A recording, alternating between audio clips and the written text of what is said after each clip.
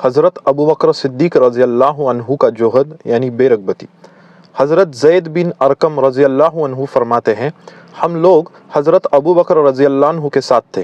آپ نے پینے کے لیے پانی مانگا تو آپ کی خدمت میں شہد ملا ہوا پانی پیش کیا گیا۔ جب آپ نے اسے ہاتھ میں لیا تو رونے لگے اور ہچکیاں مار مار کر رونا شروع کر دیا، جس سے ہم سمجھے کہ انہیں کچھ ہو گیا ہے، لیکن رعب کی وجہ سے ہم نے ان سے کچھ نہ پوچھا۔ جب آپ چپ ہو گئے تو ہم نے کہا، اے اللہ کے رسول صلی اللہ علیہ وسلم کے خلیفہ، آپ اتنا زیادہ کیوں روئے؟ انہوں نے فرمایا، شہد ملا ہوا پانی دیکھ کر مجھے ایک واقعہ یاد آ گیا تھا، اس کی وجہ سے رویا تھا، اور وہ واقعہ یہ ہے کہ میں ایک بار حضور صلی اللہ علیہ وسلم کے ساتھ تھا۔ اتنے میں نے دیکھا کہ حضور صلی اللہ علیہ وسلم کسی چیز کو اپنے سے دور کر رہے ہیں، لیکن مجھے کوئی چیز نظر نہیں آ رہی تھی۔ میں نے عرض کیا، اے اللہ کے رسول صلی اللہ علیہ وسلم، یہ کیا چیز ہے جسے آپ دور کر رہے ہیں؟ مجھے تو کوئی چیز نظر نہیں آ رہی ہے۔ آپ نے ارشاد فرمایا، دنیا میری اور بڑی۔ تو میں نے اس سے کہا، دور ہو جا۔ تو اس نے کہا، آپ تو مجھے لینے والے نہیں ہے، یعنی یہ تو مجھے یقین ہے کہ آپ مجھے نہیں لیں گے، میں ویسے ہی زور لگا رہی ہوں۔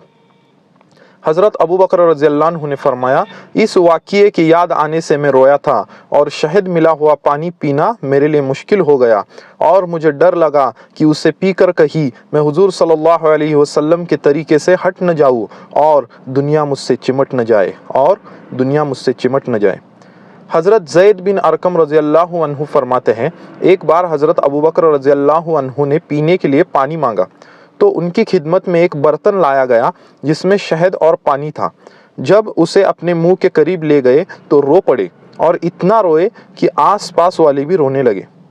آخر وہ تو خاموش ہو گئے، لیکن آس پاس والے خاموش نہ ہو سکے۔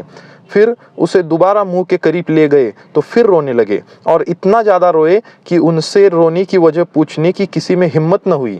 آخر جب ان کی طبیعت ہلکی ہو گئی تو انہوں نے اپنا منہ پوچھا تو لوگوں نے ان سے پوچھا، آپ اتنا زیادہ کیوں روئے؟ اس کے بعد پچھلی حدیث جیسا مضمون ذکر کیا، اور اس میں یہ بھی ہے کہ حضور صلی اللہ علیہ وسلم کے دور کرنے سے دنیا ایک طرف کو ہو کر کہنے لگی۔ حضور صلی اللہ علیہ وسلم کے دور کرنے سے دنیا ایک طرف کو ہو کر کہنے لگی، اللہ کی قسم، اگر آپ میرے ہاتھ سے چھوٹ گئے ہیں تو کوئی بات نہیں، آپ کے بعد والے میرے ہاتھ سے نہیں چھوٹ سکیں گے۔ اگر آپ میرے ہاتھ سے چھوٹ گئے ہیں تو کوئی بات نہیں، آپ کے بعد والے میرے ہاتھ سے نہیں چھوٹ سکیں گے۔ حضرت عائشہ رضی اللہ عنہا فرماتی ہیں، حضرت ابو بکر رضی اللہ عنہ نے انتقال پر کوئی دینار و درہم تکے میں نہیں چھوڑا، بلکہ انہوں نے تو انتقال سے پہلے ہی اپنا سارا مال بیت المال میں جمع کر دیا۔ حضرت عائشہ رضی اللہ عنہا فرماتی ہے، حضرت ابو بکر رضی اللہ عنہ نے انتقال پر کوئی دینار و درہم ترکے میں نہیں چھوڑا، بلکہ انہوں نے تو انتقال سے پہلے ہی اپنا سارا مال بیت المال میں جمع کر دیا تھا۔ حضرت عروہ رضی اللہ عنہ فرماتے ہیں، حضرت ابو بکر رضی اللہ عنہ نے خلیفہ بننے کے بعد اپنے تمام دینار اور درہم بیت المال میں جمع کرا دیے تھے، اور فرمایا، میں اپنے اس مال سے تجارت کیا کرتا تھا اور روزی کھوجا کرتا تھا۔ اب مسلمانوں کا خلیفہ بن جانے کی وجہ سے تجارت اور روزی کی طلب کی فرصت نہ رہی۔ اب مسلمانوں کا خلیفہ بن جانے کی وجہ سے تجارت اور روزی کی طلب کی فرصت نہ رہی۔ حضرت عطا بن سائب رحمۃ اللہ علیہ کہتے ہیں، جب مسلمان حضرت ابو بکر رضی اللہ عنہ سے بیعت ہو گئے تو وہ عادت کے مطابق صبح کو بازو پر چادریں ڈال کر بازار جانے لگے۔ ان سے حضرت عمر رضی اللہ عنہ نے پوچھا، کہاں کا ارادہ ہے؟ فرمایا، بازار جا رہا ہوں۔ حضرت عمر رضی اللہ عنہ نے عرض کیا، آپ پر خلافت کی وجہ سے مسلمانوں کی ذمہ داری آ چکی ہے، اس کا کیا کریں گے؟